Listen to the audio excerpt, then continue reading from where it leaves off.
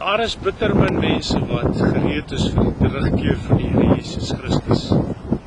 Daar is baie Christene wat dink dat hulle is gered, maar min van hulle het 'n verhouding met die Here Jesus. Min van hulle dien hom as Here en Meester van hulle lewens.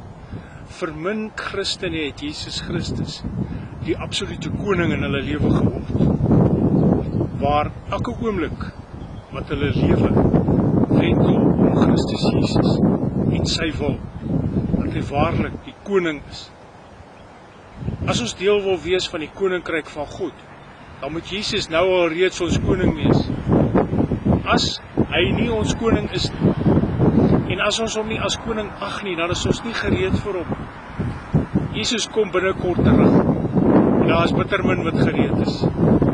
Selfs in een huis sal jy vind dat die man of die vrou, die een dien die Here, die ander ene ken nie die Here Jesus nie. En die een sal geneem word en die ander een sal agtergelaat word. Die Here Jesus het gesê, en ek lees dit in Matteus 24 vers 40, daar sal 2 op die land wees, en die een word aangeneem en die ander word verlaat. 2 vroue sal by die meel maak, die een word aangeneem, die ander word verlaat. Waak dan, omdat julle nie weet watter uur julle Here kom.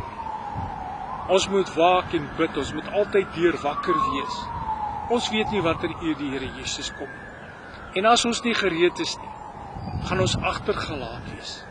As die Here Jesus nie die totale middelpunt van ons bestaan is nie, dan is hy nie die Here van ons lewe nie. Ons het nou die geleentheid, in hierdie laat uur, voordat hy kom, om ekstra olie in die lamp te kry, om gereed te maak, om te sorg dat daar niks tussen ons en die Here Jesus Christus is nie. Geen onbeleide sonde, geen onafgehandelde sake nie, want nie een enkele sonde sal in die koninkryk van die hemel in toegelaat word nie, nie een nie. Jesus vereis totale gehoorsaamheid en heiligheid.